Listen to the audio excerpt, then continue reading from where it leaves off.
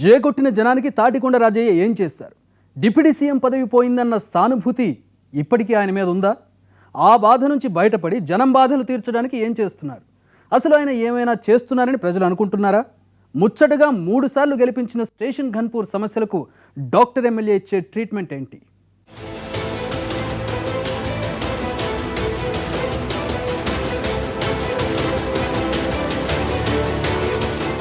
పాత వరంగల్ రాజకీయాల్లో కీలకంగా ఉన్న స్టేషన్ ఘన్పూర్ అసెంబ్లీ సెగ్మెంట్ ప్రస్తుతం జనగామ జిల్లా పరిధిలోకి వచ్చింది.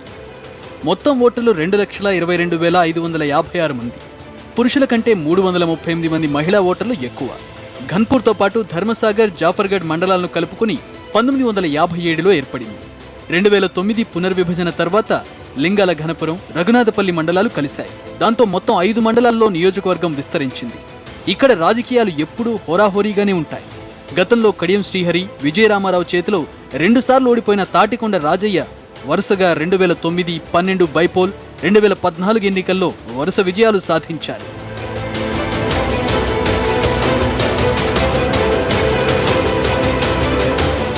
మూడు సార్లు వరుసగా గెలిపించిన రాజయ్య మాకేం చేయలేదన్న అసంతృప్తి నియోజకవర్గంలో ఎక్కువగా ఉంది. ఏళ్ల తరబడి సమస్యలు అలాగే ఉన్నాయి. హైదరాబాద్ వరంగల్ జాతీయ రహదారి మీదున్న నియోజకవర్గ కేంద్రానికి కనీసం మేజర్ పంచాయతీ హోదా కూడా లేదు. సాగు, తాగునీటి కష్టాలు చాలా ఎక్కువ. సెగ్మెంట్లో జనాభా పరంగా దళిత వాడలు, దళిత కాలనీలు ఎక్కువ. ప్రాతినిధ్యం వహిస్తున్న ఎమ్మెల్యే దళితుడు. కానీ అభివృద్ధి అడ్రస్ కోసం వెతుక్కోవాల్సిన దుస్థితి. సాక్షాత్తు శాసనసభ్యుడు డాక్టర్ అయినా కనీస వైద్య సదుపాయాలు లేవు. తాగునీటి తండ్లాట తప్పడం లేదు. రోడ్ల అభివృద్ధి శూన్యం. ఘన్పూర్లోని ఒక్క రైల్వే బ్రిడ్జిని పూర్తి చేయడానికి 10 ఏళ్లు పట్టింది. లెదర్ పార్క్ శిలాఫలకం దగ్గరే ఆగింది. వారికి పదవి వచ్చింది, పోయింది. కానీ పదవి ఉన్నప్పుడు చేయలే, రానప్పుడు లేనప్పుడు చేయలే. జీవనోపాధి కలిగే విధంగా ఉన్నటువంటి లెదర్ పార్కు, కొన్ని ఎకరాల విస్తీర్ణంలో వ్యాపించి ఉన్న లెదర్ పార్కును అందుబాటులోకి తీసుకురావాలని ప్రజల పక్షాన మేము కంపల్సరీ దాన్ని డిమాండ్ చేస్తున్నాం. ప్రపంచం గర్వించేలా ధర్మసాగర్ మండలంలో పెడతామన్న టెక్స్టైల్ పార్క్ అడ్రస్ లేకుండా పోయింది. 100 కోట్లు కేటాయించి సగం భూసేకరణ జరిగాక ఆగిపోయింది. కేవలం ఎమ్మెల్యే నిర్లక్ష్యం వల్లే ఆ పార్క్ వేరే చోటుకి తరలిపోయిందన్నది లోకల్ టాక్. వేల మందికి ఉపాధి కల్పించే టెక్స్టైల్ పార్క్ విషయంలో అంత ఉదాసీనత ఎందుకన్నది నియోజకవర్గ ప్రజల ప్రశ్న. కోటరీ మాటలు వింటూ నియోజకవర్గ అభివృద్ధి విషయంలో విజన్ లేకుండా ముందుకు పోతున్నారన్న వాదన బలంగా ఉంది. ఈ యొక్క ఘన్పూర్ నియోజకవర్గాన్ని ఆదర్శ నియోజకవర్గంగా చేస్తా అని చెప్పి హామీ ఇవ్వడం జరిగింది. స్థానికంగా నియోజకవర్గ కేంద్రంలో ఏర్పాటు చేసినటువంటి ఫ్లైఓవర్ బ్రిడ్జి గత 10 సంవత్సరాల నుంచి నత్తనడకన కొనసాగుతూ ఉన్నది. మాకు నల్లాలు వస్తలేవు, గోస అవుతుంది. బోరింగ్ల కాడ తెచ్చుకుంటాను వాటరు. మోరీలు సగం సగం కట్టిన అది పూకున్నారు, అంత వాసన లేస్తుంది. ఏది చక్కగా చేస్తలేరు మాకు. అభివృద్ధి విషయంలో పెద్దగా మార్కులు పడకపోగా అవినీతి ఆరోపణలు కూడా ఉన్నాయి. ప్రభుత్వ సబ్సిడీ ట్రాక్టర్లు, సిడిఎఫ్ పనులు, అంగన్వాడీ, విద్యా వాలంటీర్ల నియామకాలు, ఇలా దేన్ని రాజయ్య కోటరీ మనుషులు వదలడం లేదన్న ఫిర్యాదులు నేరుగా సీఎం ఆఫీస్కే వెళ్లాయి. నియోజకవర్గంలో కొందరైతే ఆయన్ని చిలక్కొట్టుడు ఎమ్మెల్యే అని పిలుచుకుంటారట. ఎమ్మెల్యే హోదాలో వరంగల్లో ఉన్న ప్రభుత్వ కార్యక్రమాలకు దూరంగా ఉండి ప్రైవేట్ ప్రోగ్రామ్స్ కు మాత్రం టెన్షన్గా హాజరవుతారని అంటున్నారు ప్రజలు. అన్ని ఊర్లకు పోయింది కానీ గన్పూర్ మోడల్ కాలనీకి అయితే అసలే రాలేదు. నాది గన్పూరే అంటాడు కానీ ఒక్కసారి కూడా రాదు. పల్లెటూళ్ళలో చూడడానికి ఉన్నది కానీ ఇక్కడ స్టేషన్ గన్పూర్లో చూడడానికి అయితే లేదు. ఎమ్మెల్యే సాబ్ ఒక్కసారి వచ్చి ట్యాంక్ అన్నాడు, అది అన్నాడు, శంకుస్థాపన చేసిండు. ఇప్పటిదాకా రాలేదు. ట్యాంక్ అని చెప్పిండు అంతే. మోర్లు అయితే ఏం లేవు, రోడ్లు ఏం లేవు. చేస్తామన్న పనులు ఇప్పటిదాకా నెరవేరలేదు. డిప్యూటీ సీఎం, వైద్య మంత్రి పదవులు పోయాకనైనా ఆయన జనానికి దగ్గరయ్యారా? ప్రభుత్వ పథకాల విషయంలో శ్రద్ధ తీసుకుంటున్నారా అంటే అది కూడా లేదంటున్నారు స్థానికులు. ఎమ్మెల్యేగా ఆయన ప్రత్యేకంగా ఏమీ చేయకున్నా కనీసం రాష్ట్ర ప్రభుత్వ పథకాల అమల్లో కూడా తమకు అన్యాయం జరుగుతోందంటున్నారు. దళితులకు 3 ఎకరాల భూమి, డబుల్ బెడ్రూమ్ ఇళ్లు ఏమయ్యాయని ప్రశ్నిస్తున్నారు. ఎక్కడ ఒక్క 3 ఎకరాల భూమి పంచింది లేదు. దళితులకు, గిరిజనులకు, హరిజనులకు ఇత్తమన్నది ఇప్పటి వరకు ఏం లేదు.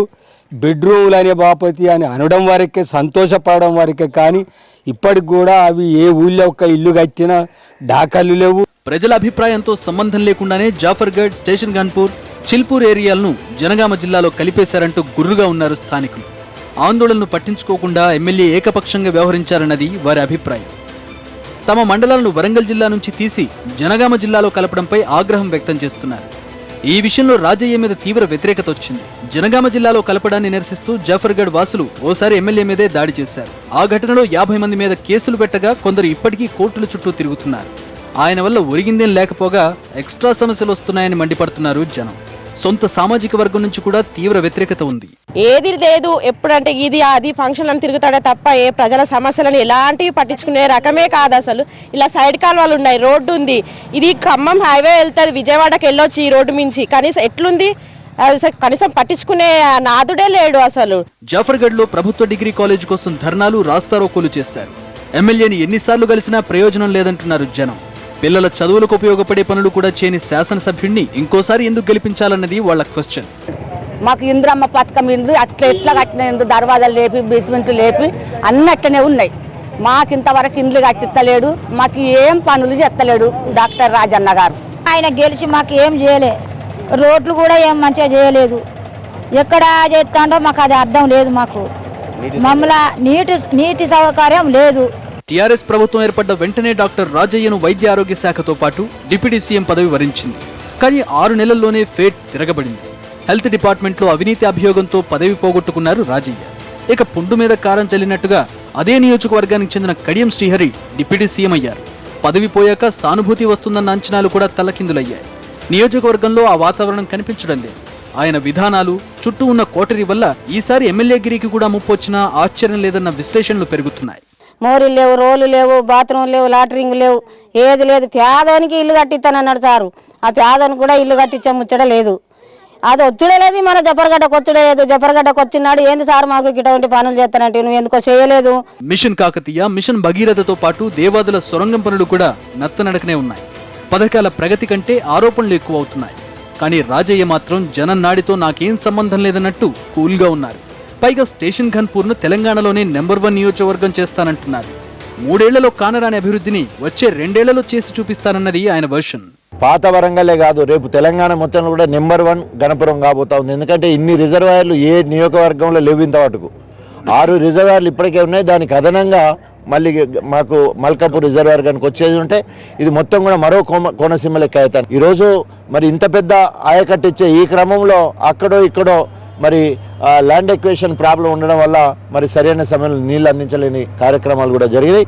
అదేవిధంగా చాలా రోజుల కంచెల్లి పెండింగ్లో ఉన్న మా రఘునాథ్పల్లి కానీ లింగాల గణపూర్లో జూనియర్ కళాశాల లేదు.